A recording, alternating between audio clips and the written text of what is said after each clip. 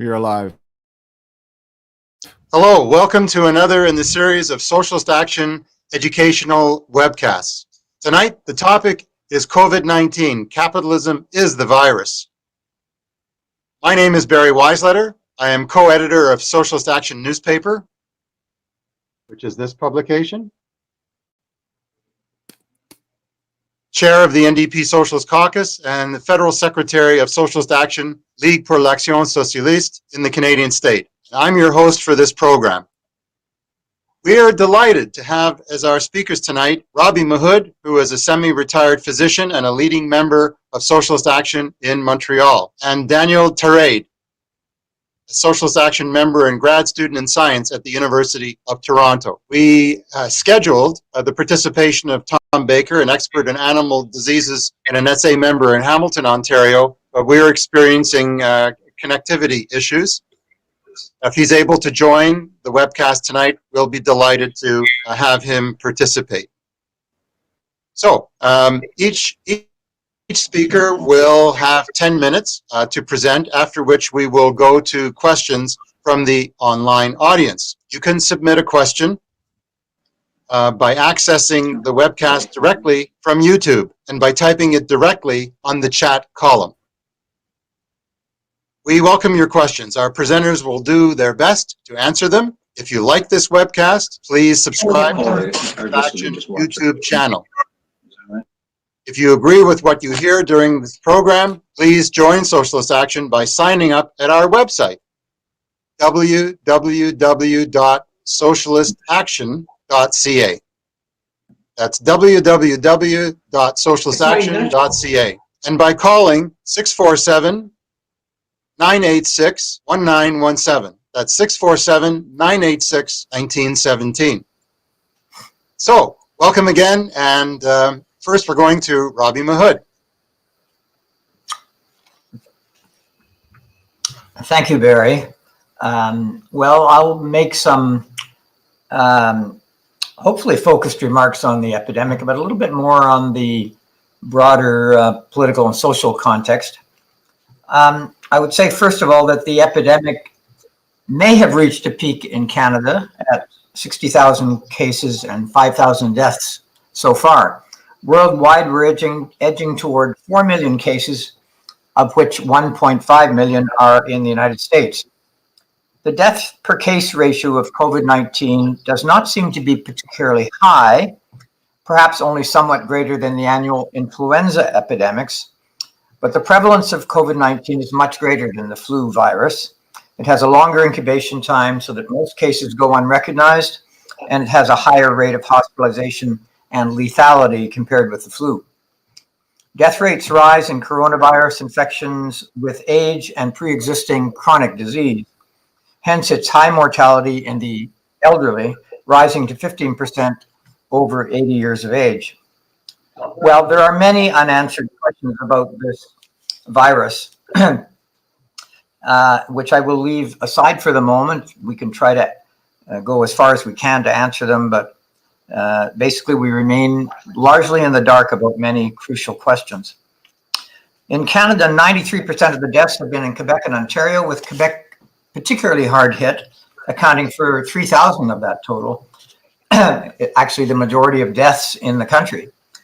The epidemic has been slow to peak in Canada, suggesting that social distancing and stringent hygienic precautions will be required for some months to come, depending on viral persistence or resurgence. All eyes are on China, South Korea, Taiwan, Vietnam, and other Asian countries where initial aggressive measures were effective, but where there have been small upticks in activity in recent weeks. Several international teams are working on a vaccine. The most optimistic projections are that a safe and effective vaccine could be rolled out by the beginning of next year, 2021. But I rather suspect it will take a considerable length of time beyond that. We must be vigilant, however, against profiteering or attempts by pharmaceutical companies or governments to maintain exclusive control over vaccine production and distribution. It must be cheap and accessible to all people across the globe whenever it arrives on the scene. COVID-19, just to recapitulate, was likely transmitted from wild animals to farmed animals and from there to humans. Unlike the animals who serve as a natural reservoir and have adapted to the virus, we have no immunity. COVID-19 is preeminently a disease of globalized neoliberal capitalism. Its arrival and rapid spread in our species is a product of our social and economic system, which depends on endless growth to generate profit. In particular, the emergence of the virus at this moment in history can be linked to industrial agriculture and urbanization, which results in deforestation, decreased biodiversity, and the breakdown of natural barriers to disease. The airline industry also played a notable role in facilitating the rapid propagation of this virus across the globe. COVID-19 arrived at a time when the capitalist system was already on the brink of a major economic slowdown, which the virus has really served to unveil and supercharge. It's also coincident with rising atmospheric CO2 from the burning of fossil fuels, which the world's richest and most powerful capitalist states have proven utterly incapable of addressing, so that we face an environmental crisis that includes pollution of the air and the oceans, massive species extinction, mega droughts, and destructive storms and rising sea levels, among other disasters. There are now at least 30 million workers unemployed in the United States and closing in on 3 million in Canada. The adjective unprecedented has been applied by the media, and with good reason. This is shaping up to be the biggest economic downturn in the last 150 years. We are faced in with a three-pronged crisis. First of all, a health emergency. Secondly, a looming massive economic downturn. And thirdly, the threat of greater and greater ecologic devastation. Unlike most of the previous contagions in history, we have known that a new pandemic was imminent since at least the 1980s. Warnings came from scientists and public health authorities, and they were ignored. James Robb, in his article, a New Zealand socialist, in his article, The Virus and Capitalist Society, recounts how in 2009, the state of California, no less, spent $200 million on pandemic preparations that included assembling materials for 3 mobile, 200-bed hospitals, the stockpiling of 50 million N95 masks, 2,400 portable ventilators, and expanding existing hospital capacity by 21,000 beds. But the fallout from the 2008 financial crisis intervened. The relatively small funds needed to maintain these resources fell victim to a budget-cutting operation in 2011. The plan was abandoned and the materials given away or dumped.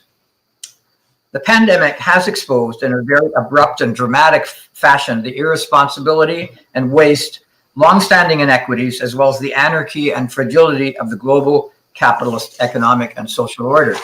It has demonstrated the folly of austerity and privatization policies which were forced through by governments over the past 40 years, particularly in the strategic health and social services sector. As the Spanish sociologist Juan Benach states, neoliberal commodification policies have mercilessly degraded public health resources and services. Social service supports were never developed, and public health, i.e. the means of analyzing, protecting, and preventing disease and promoting collective health, has been systematically underfunded and ignored. In Canada, it was the Liberals, as much or more than the Conservatives, who led the assault on public services under the mantra of eliminating the debt. But let us not forget how they were aided and abetted by the class collaborationist leaderships of the unions and the NDP, who refused to mobilize any resistance to this agenda. So I would say contagious diseases do not cause social breakdown in and of themselves. They merely reveal the ways in which society is already broken. That could be not be more true than today. The impact of the virus and the measures taken to contain it fall very unevenly. This is a pandemic of inequality, and that inequality is racialized. In New York City, one of the epicenters of contagion, African Americans account for 7 out of 10 deaths, while constituting only 30% of the population in those poor neighborhoods. Montreal North, in the city where I live, has a high proportion of Black and Latino residents, and it's a neighborhood where the virus is much more prevalent than elsewhere in the city. COVID-19 manifested itself very quickly in long-term care facilities, notably, but not exclusively in Quebec, in which fragile and vulnerable elderly are housed. Low pay, understaffing, and poor standards and surveillance reflect years of neoliberal cutbacks as well as privatization. Unemployment is soaring to levels not seen since the 1930s. A precipitous fall in income will not nearly be compensated by the rescue relief packages that have been rolled out. Some better paid workers have the privilege of working from home, while those who have not been laid off incur risk from riding public transit or insufficient protection in the workplace. Job loss disproportionately affects women workers. Household and child minding tasks have increased. Isolation and the stretching of family resources is an incubator for domestic abuse and psychological dysfunction more generally. Many other vulnerabilities have been exposed by COVID-19. The plight of the homeless or poorly housed is an important one. Think of that shocking picture of homeless people assigned to sleep outdoors in a Las Vegas hotel parking lot. It appeared on social media about a month ago. The prison population is also at higher risk, composed as it is disproportionately of men and women of color or from oppressed national minorities. This epidemic, it must be said, would not have riveted our attention if in its first wave it had not struck the world's richest capitalist societies. We are waiting to see if and to what extent the virus spreads to Africa, to Asia, beyond China and some of the other Asian states, and to Latin America, to what Eduardo Galeano referred to as countries, quote, countries overwhelmed by the development of others. In those nations, it will intersect with a working class already massively dependent on precarious and informal work, for whom the loss of even this paltry source of income will have devastating consequences, leading to hunger, to increased crime and social unrest. In a number of these countries, governments have already ramped up the degree of social control and outright repression through police and army-imposed curfews and other measures. I'm talking about the Philippines, for example, Nigeria, Kenya, South Africa, and Chile. The epidemic imposes additional hardship and misery on countries and peoples who have incurred the displeasure of the reigning imperialist powers of the West. They are obliged to face the pandemic under truly draconian sanctions, embargo, or siege, as in the case of Iran, Venezuela, Cuba, Yemen, Syria, and North Korea. Not to diminish the significance of the current pandemic, but to place it in perspective. The infectious diseases with the highest mortality worldwide are as follows: tuberculosis, which claims over 1.2 million lives annually, and number 2, malaria, resulting in another 500,000 deaths per year, predominantly in Africa. This has been the case for many years, despite it being within the means of the global community to introduce effective treatment and preventive measures. The virus has temporarily at least shut down capitalism, underscoring the fundamental dependence of capital on labor in order to generate profit. Over 150 years ago, Marx noted in a letter to a friend, and I'm quoting from this letter, "Every child knows a nation which has ceased to work, I will not say for a year, but even for a few weeks, would perish." Nobody misses the efforts of the hedge fund managers, the advertising executives, or the investment bankers in the current pandemic. What became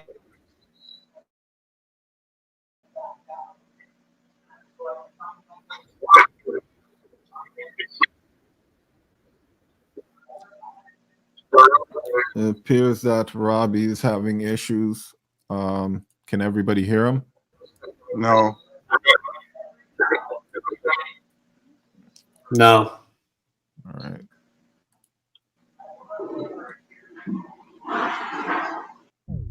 Robbie, are you there? His screen is frozen. All right. Try and continue on, move on to Daniel, and we'll see if Robbie will be able to rejoin us afterwards. Okay. So, folks, we're experiencing some connectivity problems with Robbie in Montreal. We hope that he'll rejoin us momentarily. He made some really tremendous factual presentations on the dynamics of the illness, the inequality of North and South, how this was preventable, and how cutbacks took a heavy toll in terms of enabling society to cope with the dimensions of the pandemic we're now experiencing. With that said, I'm going to go on to ask Daniel to introduce himself, his field of study at the University of Toronto, and to make his presentation. And we'll come back to Robbie and hopefully hear from Tom as well in due course. But Daniel, thanks for being with us tonight. Absolutely. Thank you, Barry. And thanks as well to Robbie. Those are very, very great remarks that he had. And I hope we can hear from him by the time he comes back. So I'm going to talk today a little bit more broadly about viruses and capitalism. So first off, I am a member of Socialist Action. I am a PhD student at the University of Toronto in the Department of Laboratory Medicine and Pathobiology. And during the pandemic, I've actually been working at a cooperative grocery store as a grocery clerk. So I've also had some experience there. So that slogan, capitalism is the virus, is one that I really appreciate. And I wanted to just delve a little bit more into what's embodied in that very simple phrase. The comparison between capitalism and a virus is not merely a flipping of the script or whataboutism. Popular discourse surrounding virology and epidemiology rhymes with capitalist rhetoric. We speak of the natural, whether it be natural selection, survival of the fittest, evolution, etc. And we apply these concepts to viruses, to humans, to businesses, and to our capitalist economy as a whole. By picking at these threads, the slogan, capitalism is the virus, becomes more analytical. We're not simply saying, no, you. Instead, we can simultaneously critique capitalism by highlighting how the material conditions it fosters prompts pandemics, brings them about, weakens humans and makes them more vulnerable to pestilence, and also how capitalism is self-defeating and how the solution is socialism.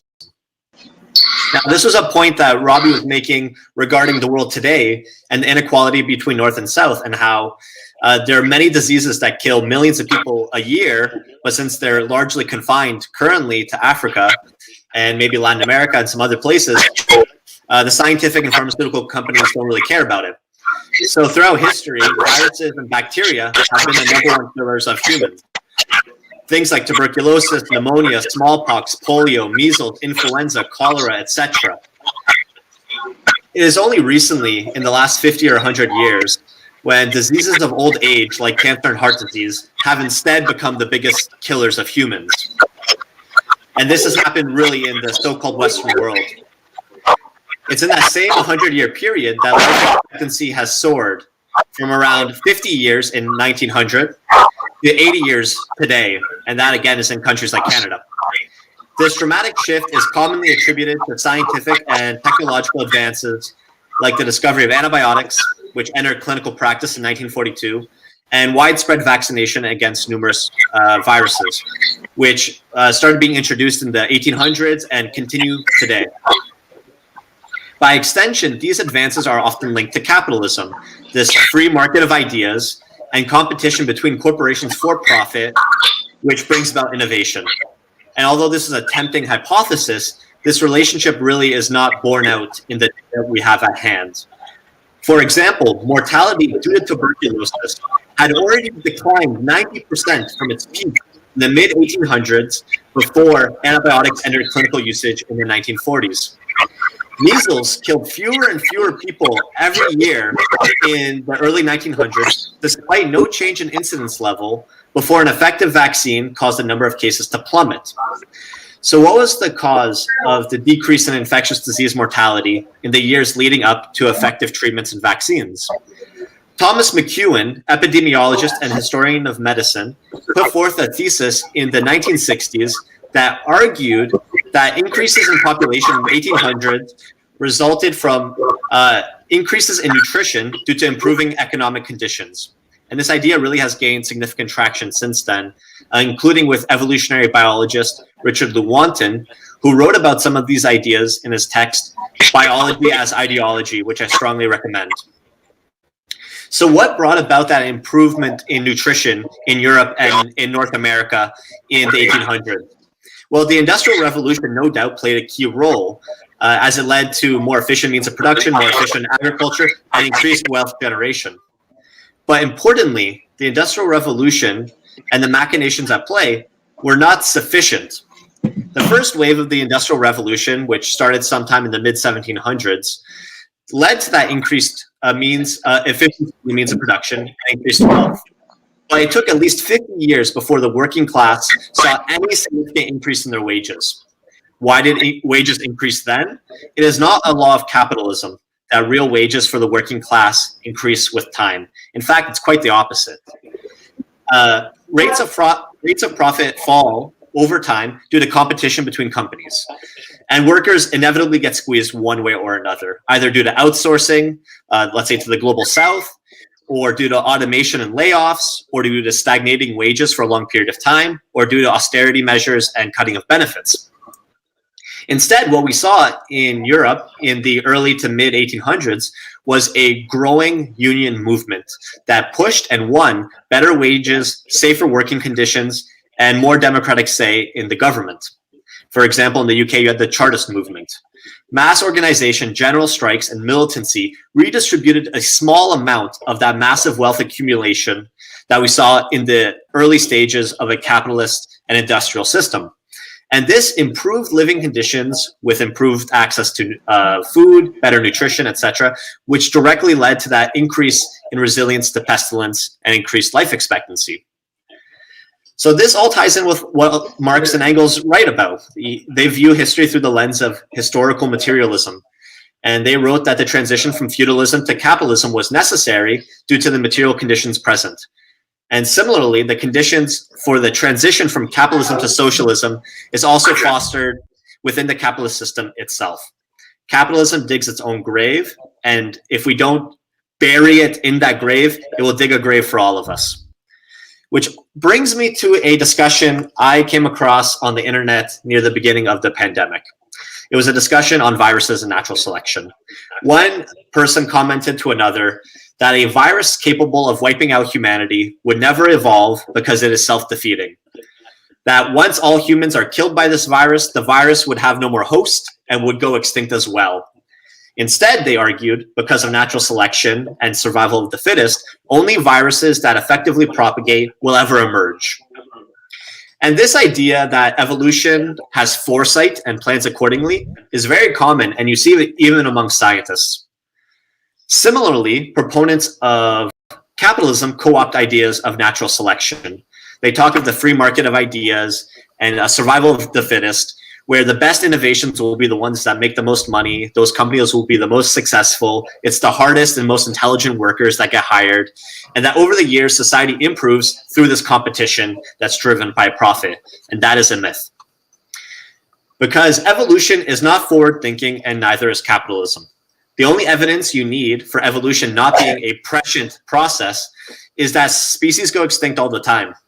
A virus that can predict that it would cause the extinction of its host is no different than the dinosaurs evolving in anticipation of an asteroid.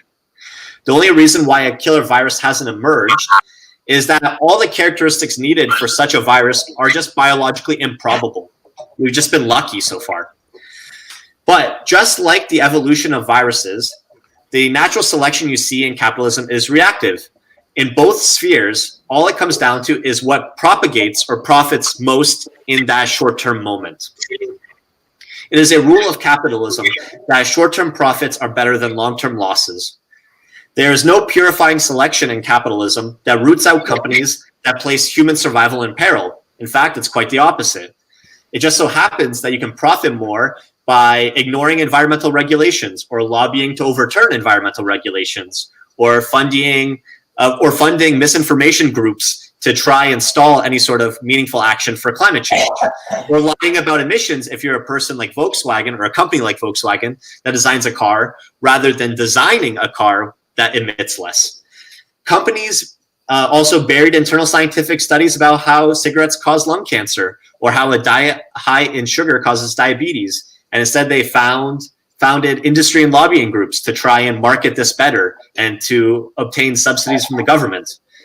So if lung cancer and obesity can be thought of as pandemics and they kill a lot of people, then the capitalist profit motive that underlies those industries and their strategies can also be compared to a virus. Same thing goes for the carbon industry, the oil industry, and how it's bringing about climate change. In the pharmaceutical industry, the bigger a company gets, the less it spends on research and development, and the more it spends on marketing and lobbying. That's one way that they increase profit, not by developing new drugs that can help people, but by increasing market share and getting doctors to prescribe their costlier medication instead of an alternative or a generic. The profit motive is why it's very possible that catastrophic climate change may actually bring about the extinction of humans. Just like a killer virus, capitalism is digging its own grave. It's creating those material conditions to bring about a socialist revolution. If we don't heed that call, it's going to take us with it. And there's no reason why it can't. So what is the solution? The solution is socialism. Just like mass mobilization led to real material gains amongst the working class in the 1800s, which directly led to improved nutrition and less death due to viruses, we need to rise up again and reclaim our industries and put them to work for us, not for the capitalists who leech off the system. Just like Robbie noted, none of us are missing CEOs or hedge fund managers or marketing executives during the time of the pandemic. They're not providing anything of value. So we can also, and we must, learn from the failures of previous democratic socialist movements and previous union movements. They did win real reforms, but we must learn from history that simply legislating and reforming the capitalist system will not succeed in the long term. It will only result in temporary wins. The nature of capitalist society means that they own the resources. They own the means of production. What they don't have is the masses. We outnumber them vastly. We must always work to mobilize the masses with the vision of worker control and worker democracy in mind. When the moment comes, and with all those catastrophes, some of which I've already mentioned, with them looming on the horizon, and all these catastrophes being sown by the capitalist system, the opportunity might come soon. We must aim to firmly entrench the working class at the top of the society. There's no more expectations of the capitalists playing polite and putting our interests first. No phony class alliance. They're not looking out for us. Instead, we must take back society. Workers are those that run society, so we should be the ones running society. If capitalism is a virus, and I argue that it is, we must inoculate ourselves against their propaganda and instead wipe it off the face of the earth. So with that, I'll turn it back to Barry, and we'll see if we have our other panelists back and they can contribute to the discussion. And I look forward to taking any questions. Thank you very much, Daniel. That was a very articulate analysis of the virology of capitalism, the risk of relying on the state and its regulatory function, which is paper thin under the control of the rich minority, and on the need to put the working class in control in order to defend civilization and nature from the predatory practices of a system that puts profits ahead of every other consideration. Now I'm going to ask for some guidance from our technical producer, Kurt, as to whether I should go to Robbie to complete his presentation or to go to Tom. I saw his picture in the corner of the screen. I don't know if he can access this webcast. So, Kurt, what do you think? Ask Robbie to please finish his statements. Okay, very good. Robbie, could you please rejoin us and pick up where you left off? We're on the edge of our seats. We want to hear the rest of what you had to say. Okay, I hope it's worth waiting for. I'm not sure. I'm happy to restart. Well, really, I think what I should do is talk a little bit more about the situation going forward. In Canada, the provincial premiers have actually been the most anxious to return to the status quo before the pandemic. And they have been the ones primarily the ones pushing for a partial or even full ending of the lockdown and quarantine measures. At least that's true in Quebec and Ontario. And this, they have met with some resistance, and I think we should support that resistance. That's my position. The working population is divided on the necessity of continuing lockdown, although much less so than it might appear from the antics of some fringe elements in the United States. On the whole, working people have been much more concerned that easing of any shutdown should proceed with great caution. That is more from a healthy instinct of self-preservation than from being in possession of hard data on prevalence and just where we are on the curve. We don't have that information, unfortunately. The parties and their leaders, especially at provincial level, are much more responsive to pressure from the employers who see their profit margins threatened the longer they are out of business. I think self-isolation, social distancing, closure of shops and restaurants, and a fair amount of industrial production is likely to last for several more months and perhaps intermittently thereafter, depending on the viral resurgence. And I noticed that the WHO has just announced a similar kind of prognosis. Predictions are always risky. In any case, COVID-19 is unlikely to be the last contagious disease threat that we will face. But will conditions return to normal pre-COVID times, so-called normal? The contending classes, capitalists and workers, each for different reasons have an interest in seeing an end to the lockdown. We should not argue for a return to pre-COVID times, even if this were possible, and I would argue it's not. If and when we see the recovery of a new equilibrium, under what conditions and for whose benefit or detriment is the question we must pose.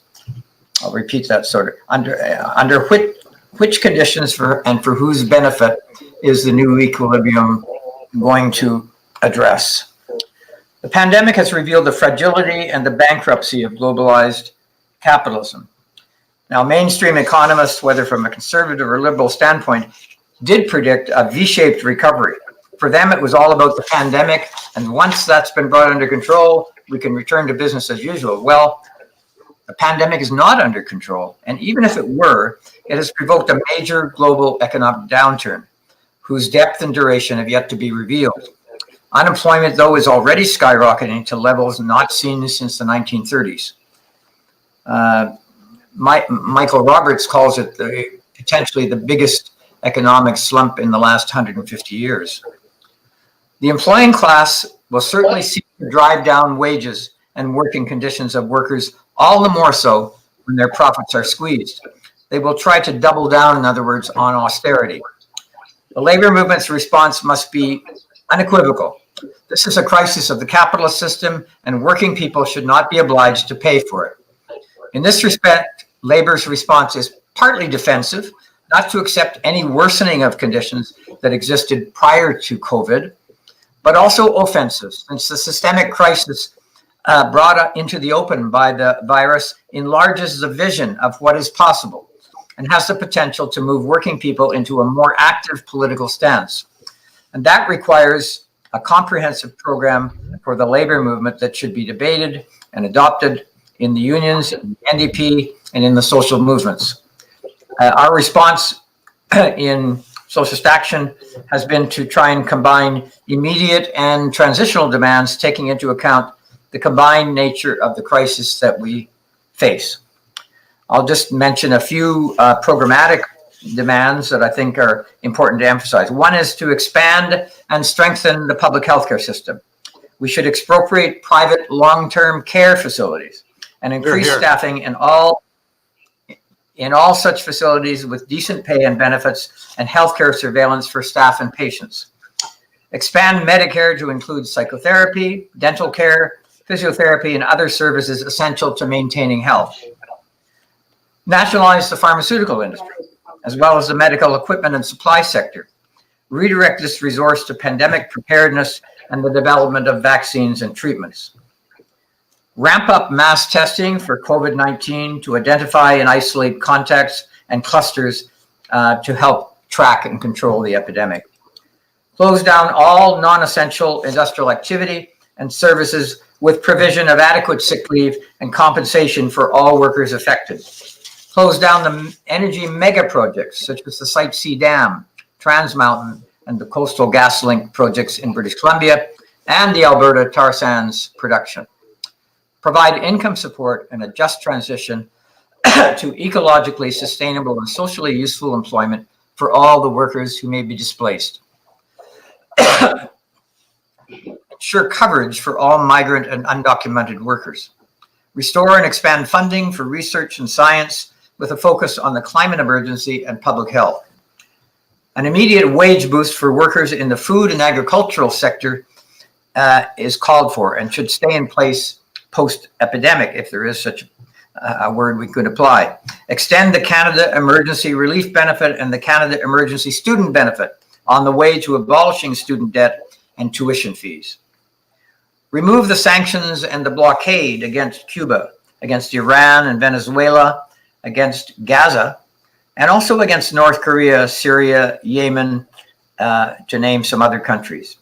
Canada should cease from these warlike sanctions and increase funding as well to the WHO to compensate for Trump's attack on its finances.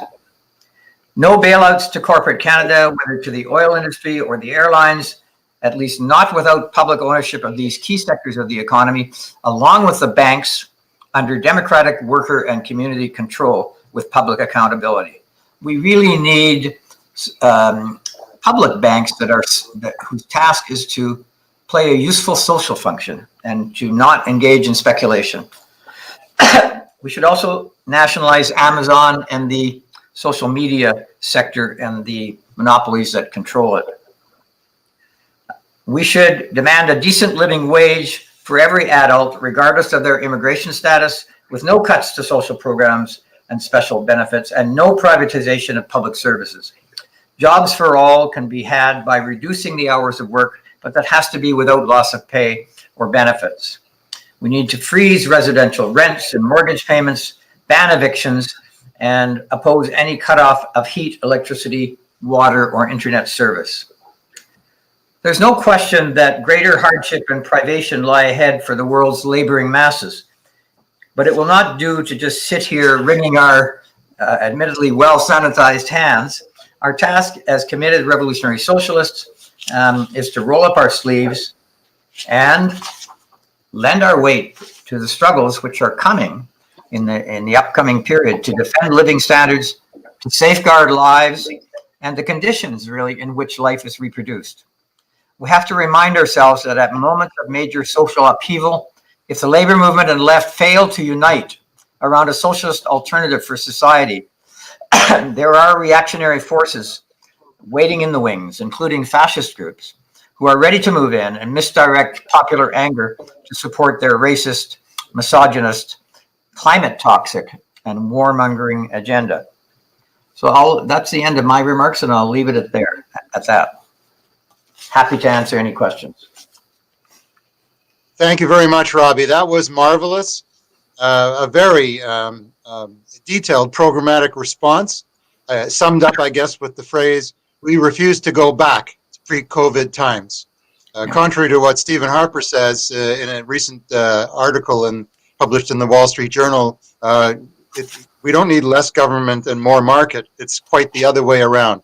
The market has failed. Now I'm going to turn to Tom Baker. I hope that he's able to connect with this webcast.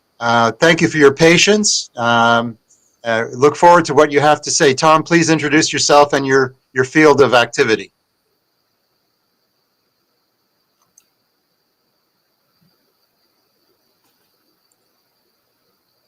I see you on the little screen. Kurt, is he connected? He's connected, but he may have issues. So if Tom, you can hear me, could you please, it's the one at the bottom, one of the three circles at the bottom that says, that has a microphone image, it says mute, unmute.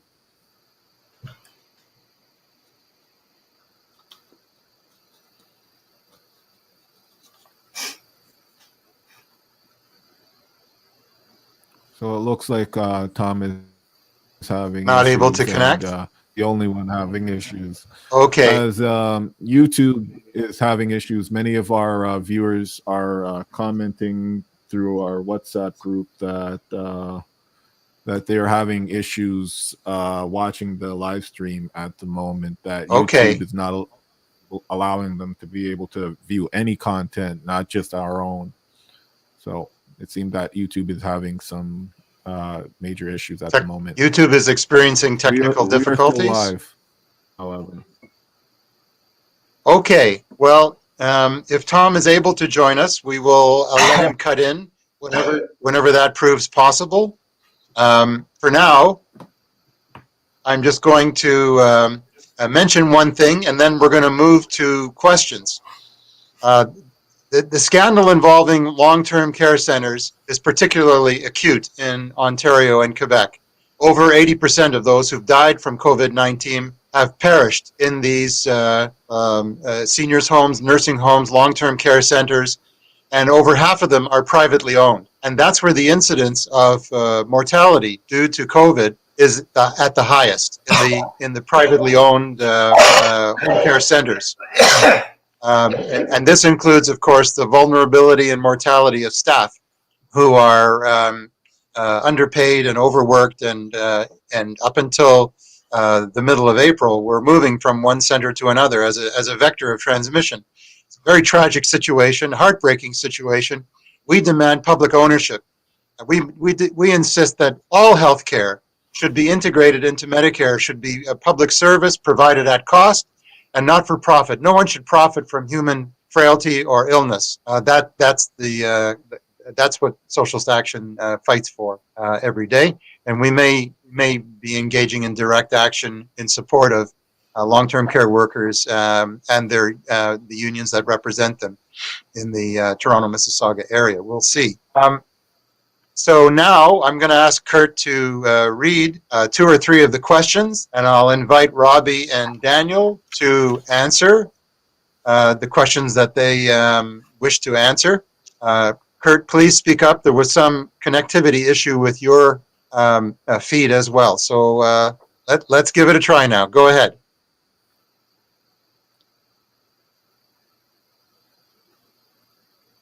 Kurt, are you there?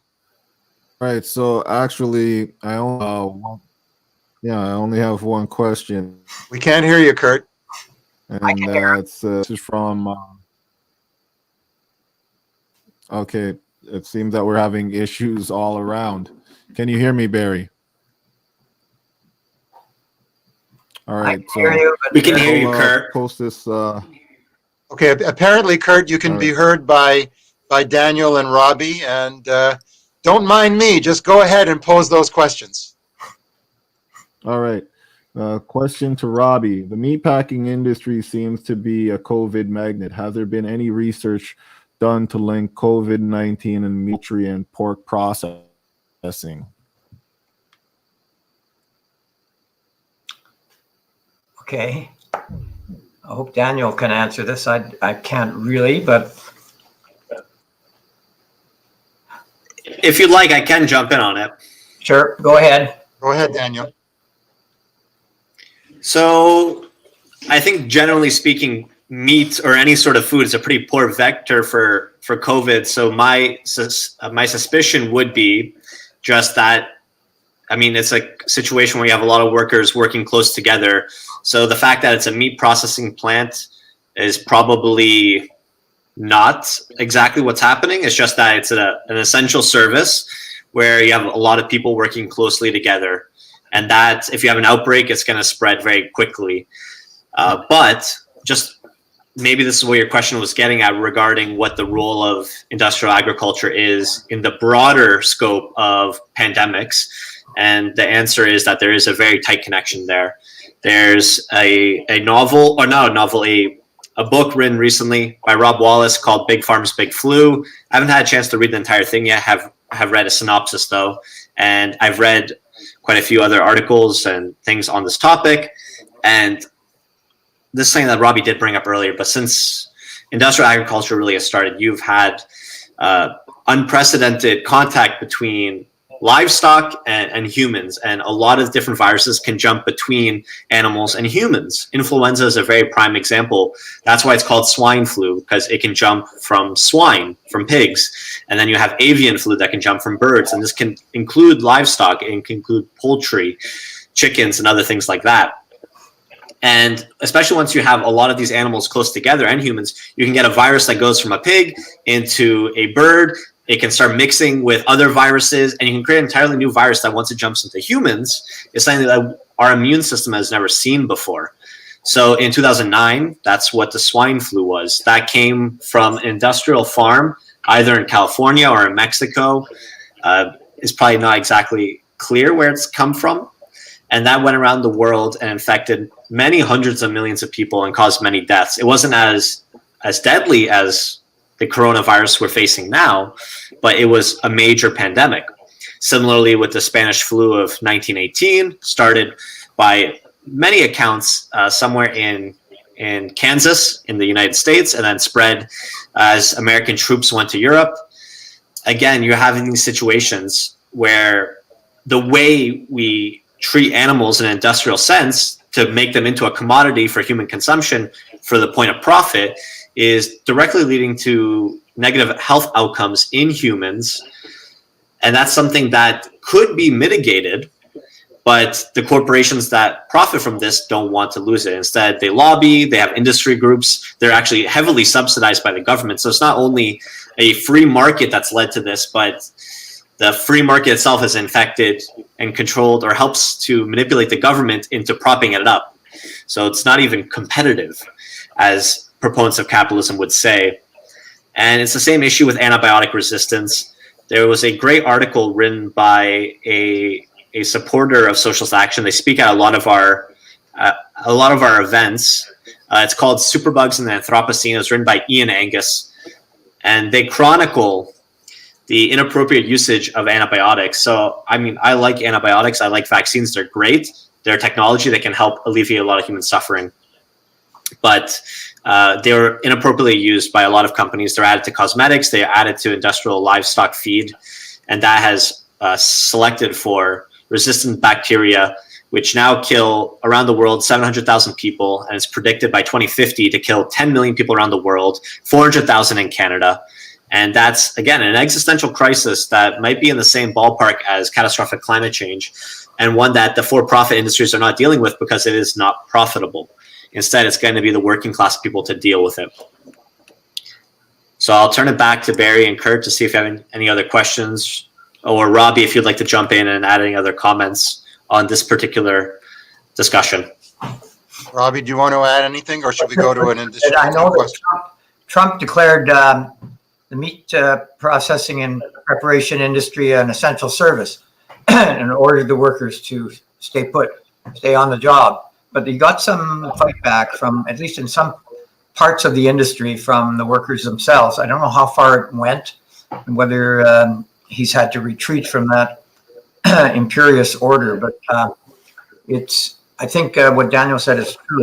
It's more transmission amongst the workers and perhaps brought in from the community outside than it is from the meat itself, however much we want to indict the production. It's too bad that Tom can't be here because this is kind of in his area of expertise. I know he has some strong views on it. Okay, that's it. Okay, Kurt, why don't you present a couple of questions at this time?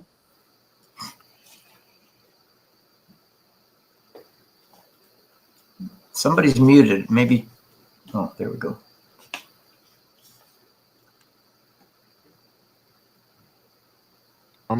Kurt, are there any more questions? No questions.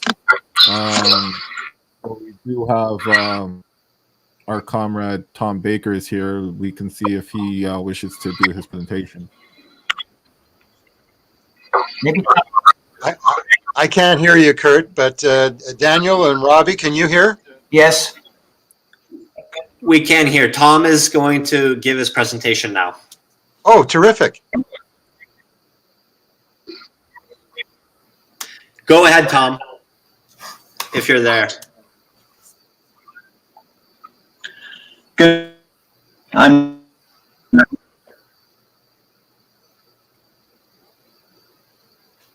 You can hear me. It's not working. It's coming through a bit choppy. Evening, it's Tom Baker.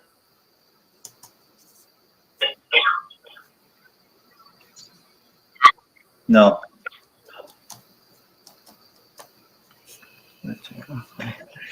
Is that better? Can you hear me?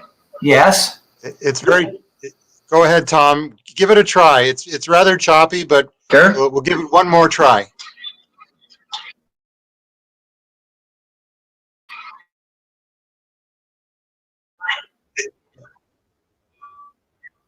No, it's not working.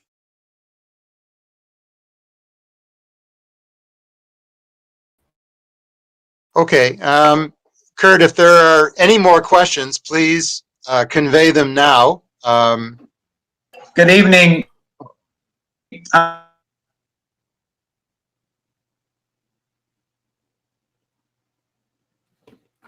All right.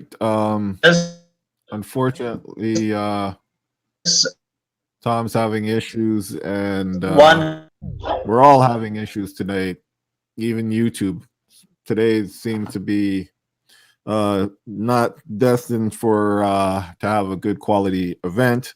So the last one that I have is a comment from Yasin. I don't actually have any more questions as everybody's having difficulties both on YouTube and on our team for some reason. This is not a question from Yasin, as he says. He just wanted to point out some employment numbers. The first is the overall employment has decreased by 15%. All those who've been affected landed infected with a decrease of very recent immigrants have a decrease of 23.2. People have received have seen 0.2%, and the highest levels have been age 15 to 19, which have saw their employment by 40.4%. Young people aged 20 to 21%, women 16.9%, employed 30.2%. Those with job tenure of 1 year or less is 20.9%, and those not covered 1.2%. So those are the figures of job losses that Yasin wanted to share with us as a result of the current crisis with COVID. I don't have any more questions. Barry, if you would like to ask questions of our Kurt, there is a few questions from Basil in the YouTube chat. If you're not seeing them, I can read them out if that's okay. Yeah, Daniel, please do. Basil asked two questions. One is, do you feel there's a lack of international effort to produce treatment or a vaccine? And if we could comment on the weak role of the World Health Organization. And their second question was, what is SA's position on the demonizing of China and putting all responsibility onto China? So I can tackle some of that. And then Robbie, I would love to hear your feedback, especially on the question regarding the WHO. So regarding the question surrounding international collaboration on a vaccine or treatment, and I definitely agree, it's very troubling to see this, but it's not surprising in a for-profit model. Collaboration is disincentivized. If you're going to collaborate amongst countries and companies, then you're sharing the profits. So all these different companies are making a grab at developing a treatment or a vaccine, whether or not it's effective, something that they can control and patent exclusively. And if they get that, they're going to have a massive windfall. So what we are not seeing are countries pooling resources. We're not even seeing the scientists necessarily collaborating, because even though scientists at universities aren't necessarily driven by a profit motive, in some cases they are, they have stake in companies or they start up a company. They are being driven or being squeezed in an austerity system where if they need to get tenure or if they need to get funding for their research, they need to publish often. So rather than collaborate, for the common good, they're also being forced into competition.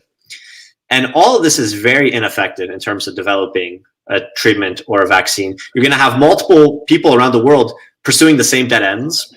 You're going to have groups not communicating with each other about what they learned. You're gonna have people making the same mistakes over and over again. So if we wanted to have a fast response to this, really the only way to have a fast, expedient response, or at least the way to maximize that, is to have a transparent process, collaboration, but that's not going to happen in a for-profit system. So again, the answer is we need to nationalize. We need to bring it back under workers' control, the pharmaceutical industries. We need to increase funding for science. We need to unshackle scientists from the demands of fighting for grants and for tenure. So we need job security and living wages for all these people. Hello? So that's all something that's incredibly important. And then regarding demonizing China, I agree. It's definitely a shame. It's coming in a lot of cases from a very xenophobic, racist point of view. The saying that Robbie mentioned, that this is providing fodder for far-right groups to drive a wedge between groups that actually have a lot in common. There are working class people across the world, and we all have way more in common with each other than we do with our respective capitalist exploiters. So the calling of the Chinese virus or the Wuhan virus is all it's meant to distract from really a capitalist system that's at the heart of all of this. So it's something that we should reject. We should always be describing this as COVID-19 or even coronavirus. That's fine, rather than ever sinking to the level of using xenophobic rhetoric to absolve ourselves of any responsibility. By ourselves, I mean our capitalists here, because the virus came here and then we did not respond appropriately to it. We can't blame China for that. And their immediate response was pretty rapid. Robbie, any comments? Go ahead, Robbie, if you'd like to add something. We can't hear you. Robbie, you're muted. Still can't hear you. Patience. Well, just Okay. be patient. Can you hear me now? Now we can, yes. Now you can. Okay, good. Let's see. I think you're dead on, Daniel. There are sort of competing teams. We know that there's working on it in Germany. We know that actually recently there's some sort of Chinese-Canadian collaboration, which, for what it's worth, is a good sign, I guess. And then there's Trump's attempt to horn in and buy and monopolize vaccine. I think the United States and Israel are working on a vaccine as well. So that's all. That's the extent of my knowledge. But I think Daniel's right on about the different dynamics that undermine collaboration among scientists. And of course, the whole question of geopolitics here of China versus the United States is looming rather large. I mean, I think we have to enter into a qualified defense of the Chinese response to this epidemic, perhaps with some initial stumbling. I don't deny that, but they pirouetted pretty quickly and have played a pretty good role compared to other countries. The WHO, well, the trouble with the medical institutional bodies, international or national, of course, they're prey to all of the weaknesses of such bodies. But in defense of the it's hard not to defend the WHO when it's been attacked so overtly by Trump. But it has to be said that one of the factors in, one could argue, a certain tardy response to the emergence of COVID-19 is that in 2009, I believe, there was an attempt through the WHO to declare pandemics much earlier. But this was resisted by the European Union and by the United States at the time because they wanted to protect aviation traffic and the need to have tourism and business travel protected so it wasn't disrupted. And so we paid a certain price for that. I think it's true that the WHO it could be said that they waited a bit long, but then look at the storm of abuse and false accusations they've had to withstand from the United States. So, we get caught in this situation where you know, some institutions are far from perfect, but if we look into it deeper, they're all we've got, and we should defend them against the most reactionary and retrograde forces in the world, which certainly includes the United States, American imperialism, and its spokespersons. So I would say that now, and I watched those videos caught on security cameras of the Chinese gentleman elderly Chinese gentleman who was pushed down on the street outside a shop in Vancouver.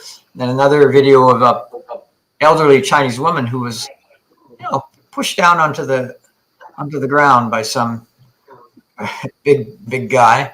So this is really disturbing. We have to fight this, and I think we will be able to do so. I don't think the liberal media is at the point where they want to unleash racism, but it's certainly out there, and we on the left have to speak to it very directly and very strongly. So that's all I have to say on the WHO and the Chinese question. I did notice as well that, Trudeau is such a smarmy guy. He was asked about China, and talk about wiggling, because he was aware, obviously, of this latest tentative Chinese-Canadian collaboration on a vaccine. So he didn't want to sort of torpedo that, because there's probably a lot of money at stake eventually. But he's between a rock and a hard place. He doesn't want to say anything good about China either. So there is definitely a lurking China-phobia in Canada. It's not as pronounced as in the United States, but it's there, and the liberal bourgeoisie doesn't confront that really. They want to play it their way, not necessarily in an overtly racist way, but they want to use it to advantage. And we have to be very clear on the different positions that are out there on the question of China. Yes, it's crystal clear that racism is on the rise, and if the left and the workers' movement doesn't present a cogent and effective counter to right-wing populism and scaremongering, which is increasingly common in these pandemic times, then we know that the racists will target minorities, will target people who they point to as causes or transmitters of the disease in a way that is totally not supported by any scientific evidence, but which is basically scapegoating. And we've seen this all too often for a very, very long time. Working class unity, fighting for collaboration in the development of vaccine and in treatment of the symptoms of COVID-19, pulling together the resources that we need to overcome this and to go forward with enhanced public services is critical. And that's the perspective that we have to offer. When the government proposes to aid business, we have to say no subsidies without public ownership. I'm talking about the large firms. If millions and millions of dollars, even billions of dollars, are going to be funneled into a worthwhile industrial production, public ownership, workers' control has to be a part of that formula. No subsidies for the elite, for the rich minority. If industries need support, then industries have to come under public control, democratic control, workers' control. We also have to take a critical look at Canada's foreign policy. In the throes of this severe pandemic, the government of Canada continues to work through the Lima Group to try to overthrow the democratically elected government of Venezuela. Recent scandalous example of this effort was the group of military mercenaries who were contracted by the discredited Guaido forces to invade Venezuela. That group of commandos was intercepted. 8 were killed. A dozen were arrested, including 2 prominent U.S. Marines. Ottawa knew about this and has had nothing to say about the interdiction of these commandos, the attempted coup. Can you imagine if a country attempted to invade and overthrow the Canadian government?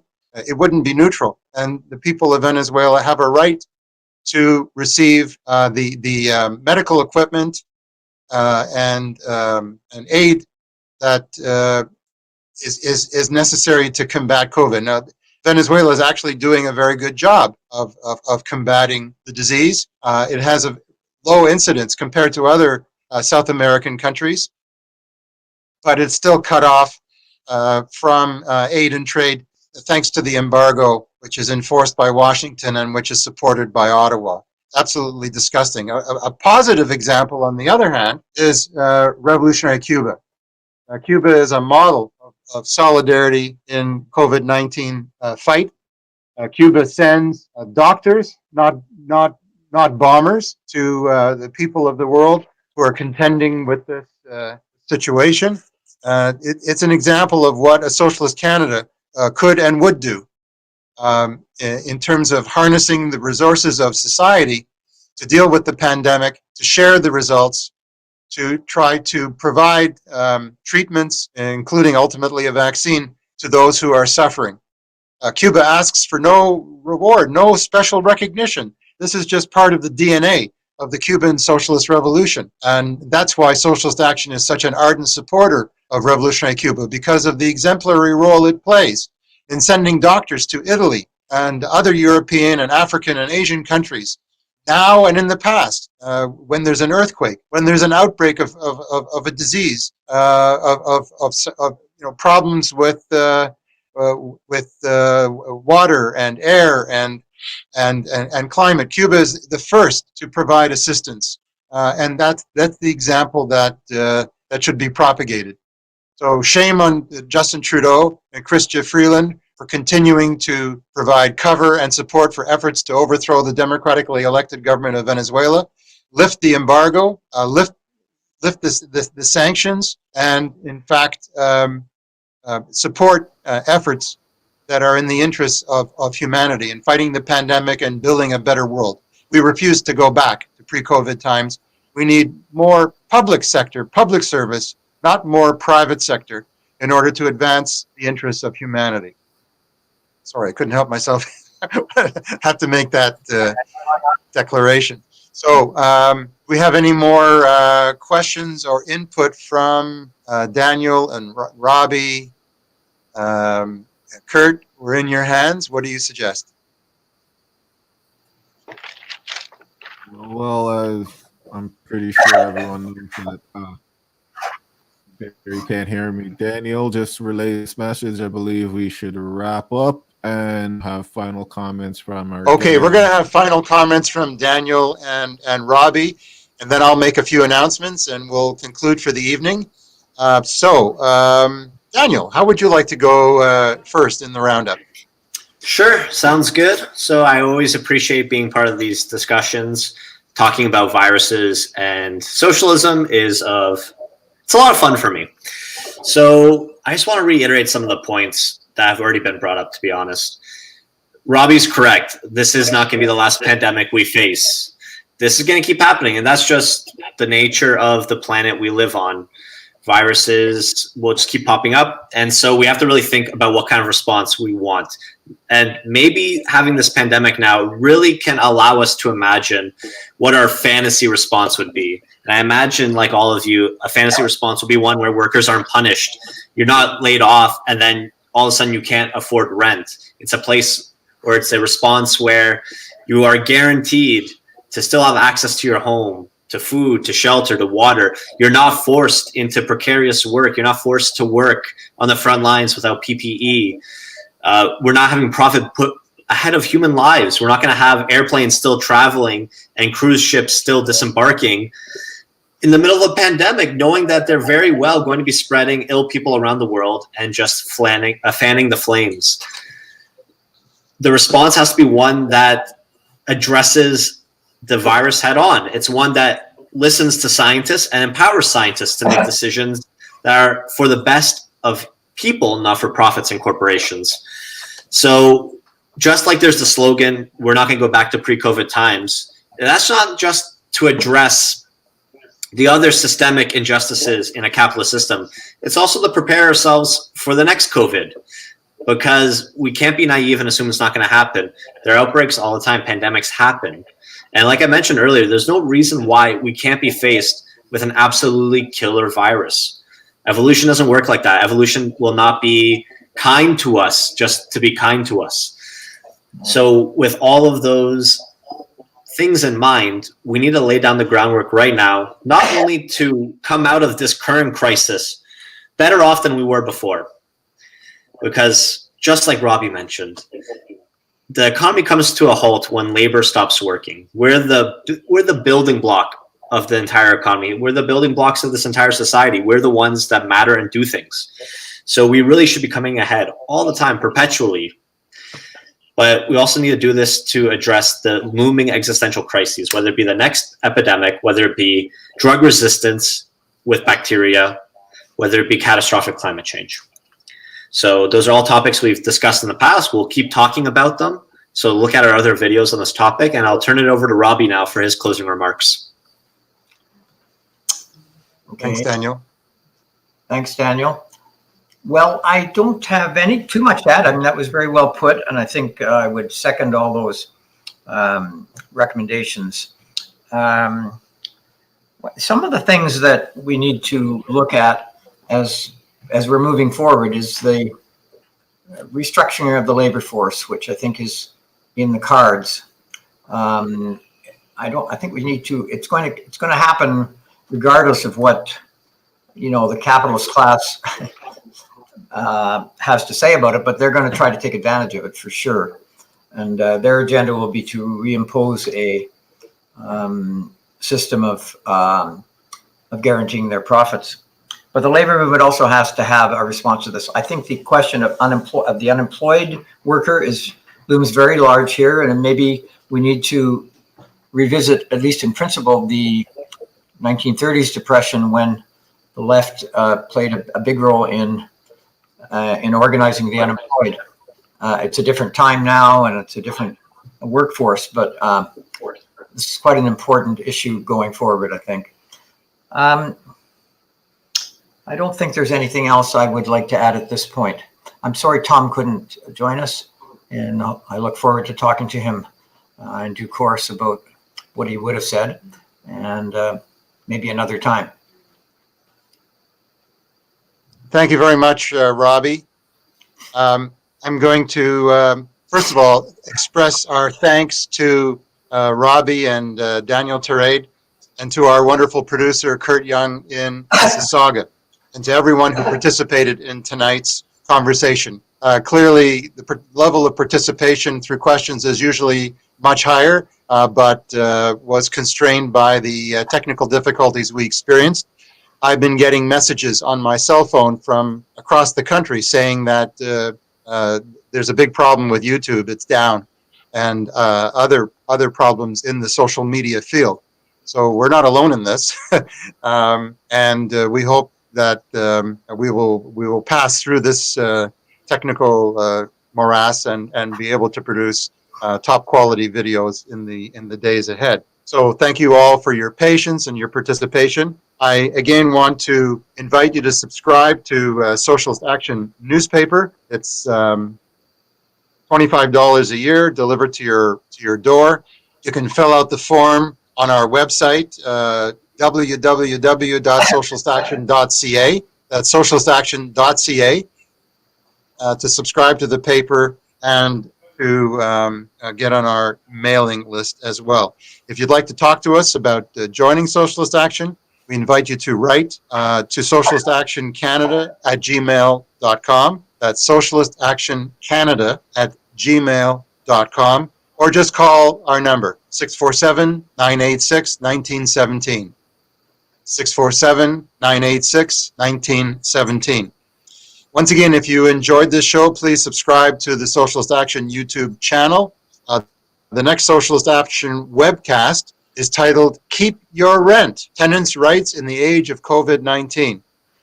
It will occur on Thursday, May the 21st at 7 p.m. with Rob McBean, Peter DeGama, and Eurydice Baumgarten in Toronto, and Ellen Ramsey in Vancouver.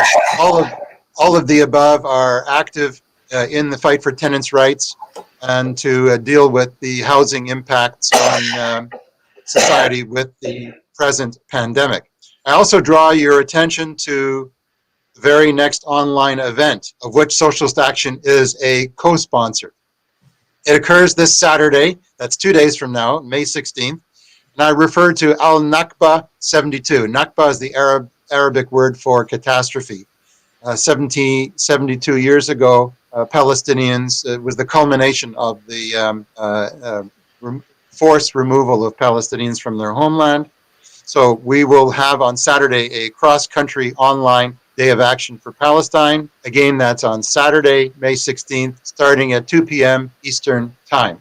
Our demands include break the siege of Gaza, no to annexation of the West Bank, or boycott, divestment, and sanctions against the Zionist apartheid state.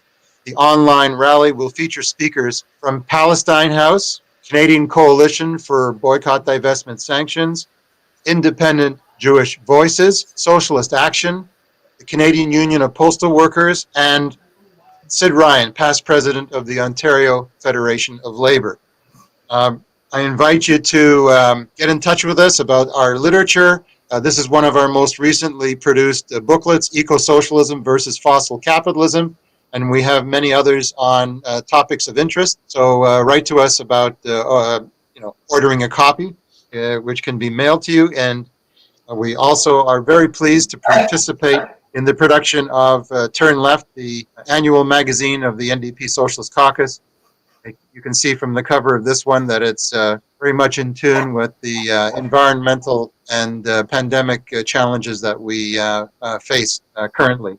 So thanks again for your participation. Thanks to everyone who contributed and who tried to contribute in the face of the technical difficulties. I hope you enjoyed this. Most importantly, please stay safe, stay healthy, and stay active. Bye for now.